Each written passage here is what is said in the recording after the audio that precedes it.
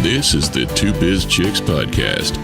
Each week, the hosts, successful CEOs Linda Rawson and Tamara Tran, entertain you with real-life stories that are guaranteed to empower, enrich, and enlighten.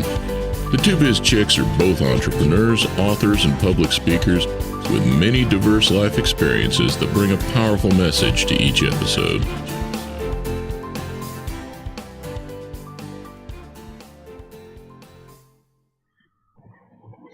Hi, this is Tamara Tran and Linda Rawson. We're here from the 2BizChicks. Nancy Byerly. She was formerly with the SBA, and now she has her own company, and she's going to tell us all about it. Well, thank you for having me on today. My company is called Byerly Enterprises, and what I do is I specialize in about 3 different things for business. I help them getting started in government contracting. I also do regular business coaching. The third thing that I do is I help people understand their financials by developing financial dashboards and by looking at their finances and figuring out what comes where. Some of the things that people don't know is how to make common size financial statements and to be able to look at them and make sure that their expenses are on track or they're not out of alignment. It allows you to easily track stuff, and you can look at this expense is way out of track. What happened and what can I do to resolve that and bring it back down, because profit's the end of the game. We all want profit, and that's what I'm trying to help people do. Yeah, Nancy, that is fantastic. I remember years ago when I first entered the 8A program, you guys hosted at the SBA one of those 7J classes, I think, and you had some people come in, and there were these young girls, and they were talking about their companies, and they were saying, hire an accountant. And at the time, we had no income, no revenue. I'm like, we don't need an accountant. But it's good advice. And so your financial dashboard, I still would like to look into that for our company. Tell us more about that. So on the financial dashboard, what I do is I go in and say, what's important to you? Because it's aimed at every business that, each business has different needs. So based on your needs, there's some specific stuff like your current ratio. We have a bunch of ratios that we look at. There's like 7 different ones based on your company and what the industry for your specific industry, what ratios they say you should track. I'll go out there and get those. And I just have a spreadsheet where you enter 7 to 10 different items off of your profit and loss and balance sheet, and it'll actually take it and compute it back into ratios, and then it tells you whether or not what those ratios means, and if that's good or bad, and how to improve it. So that's one of the parts of it. The other part is I take your financials and I turn them into common size, which I talked about earlier, which is basically making them a percentage. When you look at things as percentages, it makes it easier to spot something that's out of whack with your finances, and so it's easily to track, and that's something that I've been helping quite a few companies with. Boy, that's valuable. That would be that. So your services, you offer 3 services. Are they packaged, or are they individual services people can purchase? It's not packaged, they're individual, so I do whatever the client needs, and then I just charge an hourly rate depending on how long it takes, because some things might take longer than other clients. If I can use my standard one, that's great, but if they want something custom, it's going to take a lot more time. Oh, okay. All right. And so those are software that you're developing for them? Well, it's just a spreadsheet I developed. Okay. It's real simple. I haven't gone into software development. I kind of put my IT years behind me right now. Okay, so I know you're so multi-talented. You can do it all. So, okay. So I just try to make it as easy as possible and have something so somebody else can just take it and manipulate it. So you don't have to have me. You can just enter the numbers, and it's something you can continue to have for years on end. Oh, that's fantastic. Okay. That's a great service. Okay, so how many years did you work for the SBA? Now, in case our viewers don't know, SBA is Small Business Administration. Nancy worked in Salt Lake City.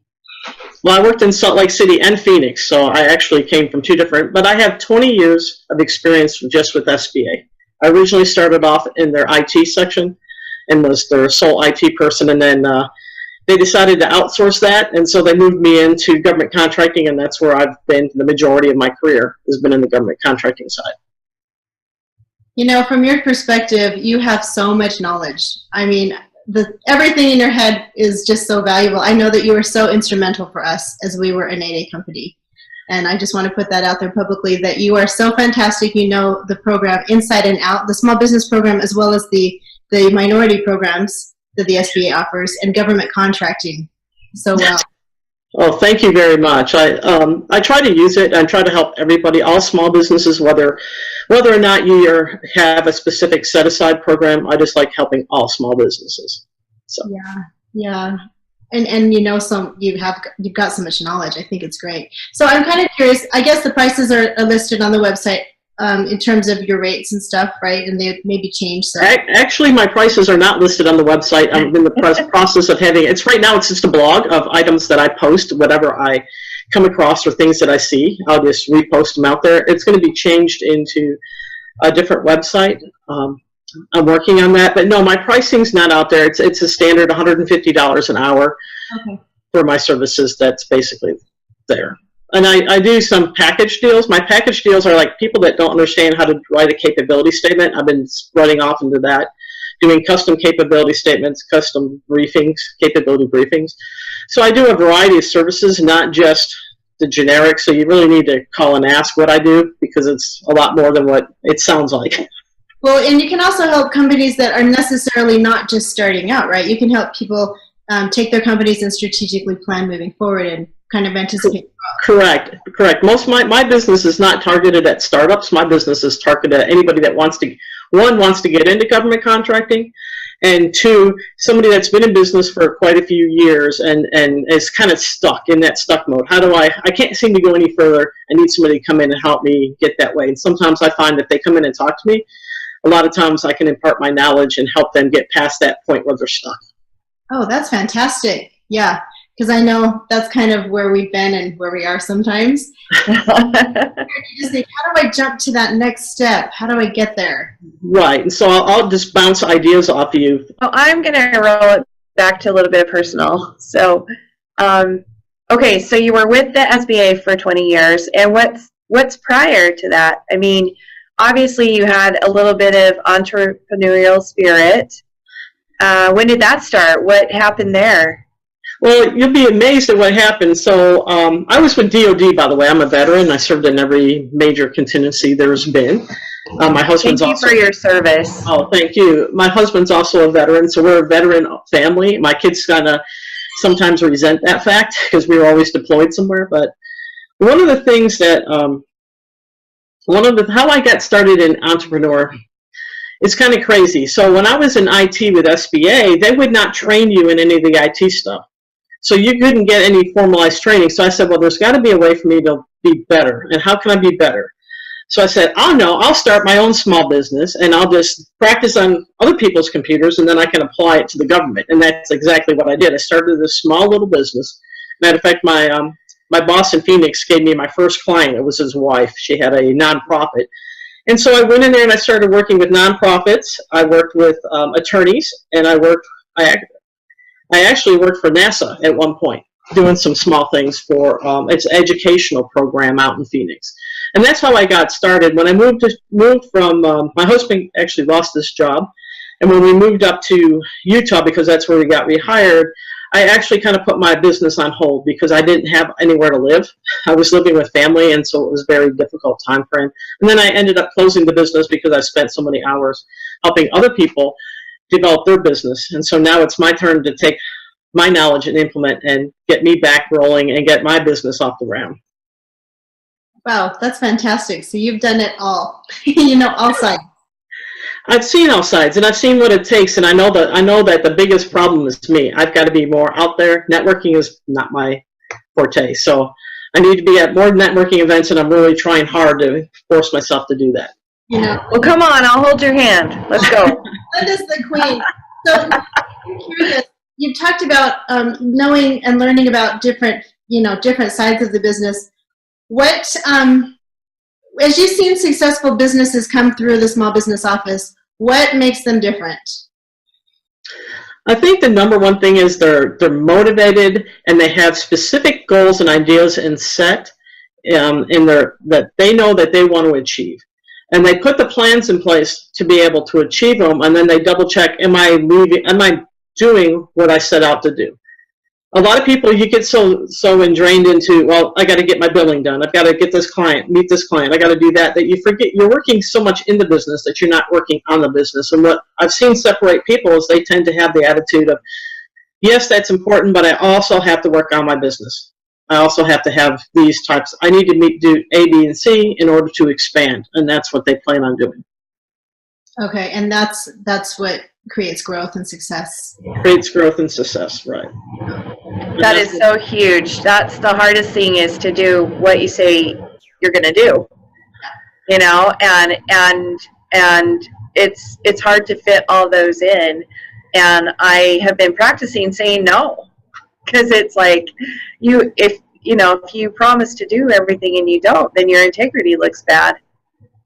It does, and coming up, and a lot of times that's what I like about my business. People use me just for sounding boards or keep me on track. I have one business owner that I meet once a month and say, where are you at? Did you achieve your goal? If not, what are you going to do to fix it? And that's all he wants me to come in once a month. I spend an hour with him, double checking and making sure he's on track. So it's just kind of, using that kind of, I guess I'm a mentor to him, because I can see where his business is failing. I mean, it's easier to see where another business is failing to me than it is to see what's going on in your own business. That's so true. Because sometimes you're too close to it, right? You don't have, there's no way to separate yourself from that. So sometimes you just need to take a step back and say, okay, I'm the problem, and how do I fix the problem? And if you don't have somebody to make sure that you're on track, then it's harder to do that by yourself. You'll find any reason whatsoever not to do the events that you don't want to do.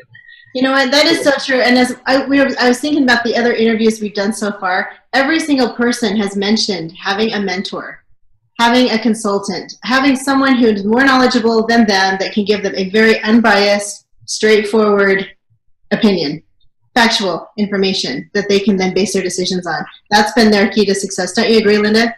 Oh, yeah, for sure. Yeah, for sure.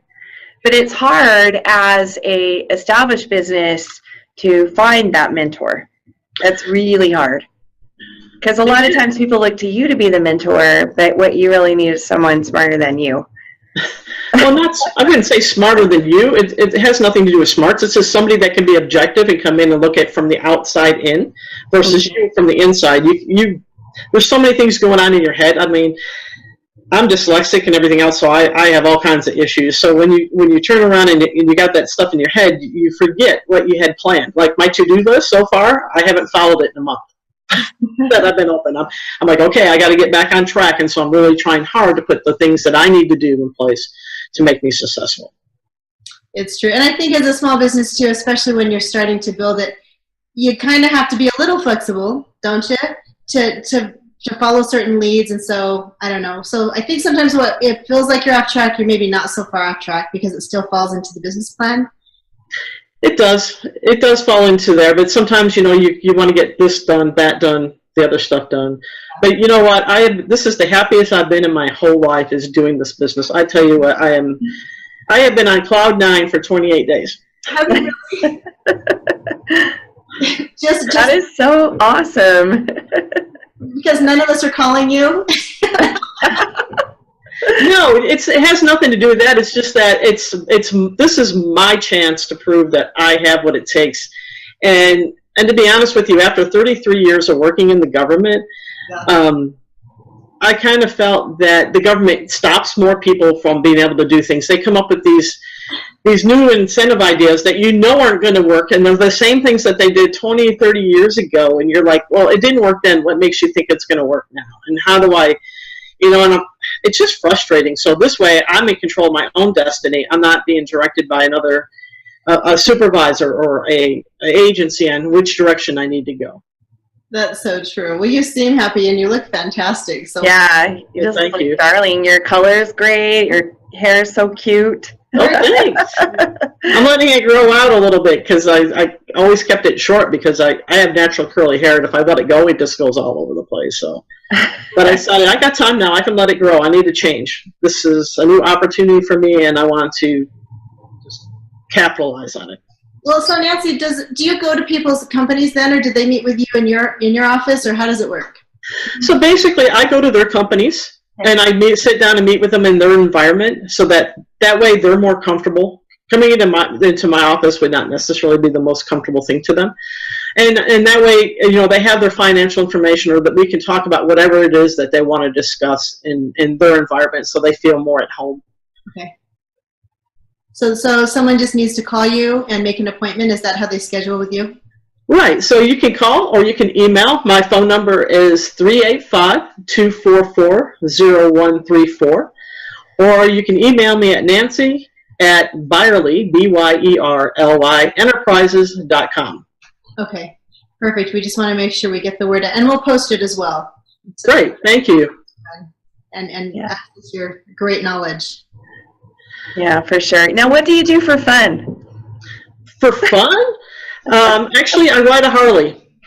Oh, I have my own. I have an ultra classic big Harley, and my husband and I go riding as much as we can in the summer and just travel. That's what I do for fun. My son's getting married in St. Croix. Never been there.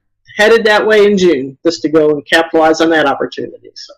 Oh, that's great. I didn't know that you had children. I have 3. I have a blended family, so my husband has 2 from a previous marriage. I have 1 from a previous marriage. Our boys are a month and a day apart. It's like having twins. We got together when the boys were 2. Oh, wow. So I've raised those boys up, and we had to have them in separate classes because they treated them just as if they were twins. it's fun. So yeah, one was Oscar, one was Felix, because one was really filthy and the other one was really a clean addict. Now it's exactly changed the opposite way in adult life. Is this your youngest son that's getting married, or your? So it's my middle child. He's getting married, so it's really great. The other one I don't think will ever get married. The other boy, he's just like, Mom, yeah, I've seen you and Dad get divorced. I'm not into that, so I'm just going to continue on with my life. He just needs to mature a lot more before he gets to that age.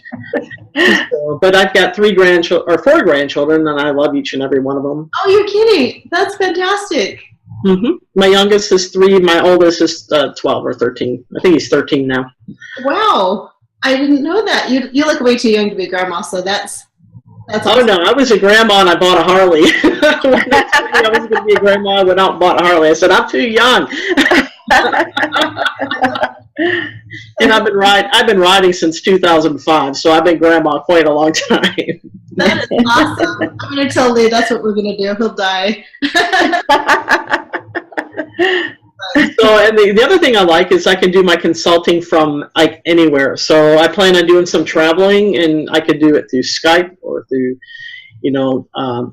Google Hangouts. I can just meet with my clients when they need to meet, if that meets with them, and other things. That's true. Some of my clients are not up to that digital age yet, but most of them are pretty receptive. And it's so neat to be able to be mobile, isn't it? Just to not be tethered to a desk. I bet you love that. Yes. I mean, sometimes I just go to the library because I tend to feel I get more done than being distracted, in the home office. So I just go there and do what I need to do. And yeah. I can go to a coffee shop. I've done that a few times. So it's just kind of neat. I don't have to be in that typical office 9-to-5 office environment that I've done for the last 33 years. Yeah. Yeah. That's great. Well, you look so happy. Thank you. Awesome. Well, we appreciate having you on the show, and it's been fun to catch up. Oh, thank you. I enjoyed working with each and every one of you. Well, yeah, for sure. Thank you. It was fun. I remember when you came to my home office, I had no idea what I was doing. That was a long time ago. It was like 10 years ago. Yeah. Long time. But you know what? You're doing well. Everybody's doing well. I hope I had something to do with that. Totally. I absolutely. I will sing your praises forever because you made such a difference. Just giving us confidence, giving us information, access to information, answering my repetitive questions. We will always. Well, thank you.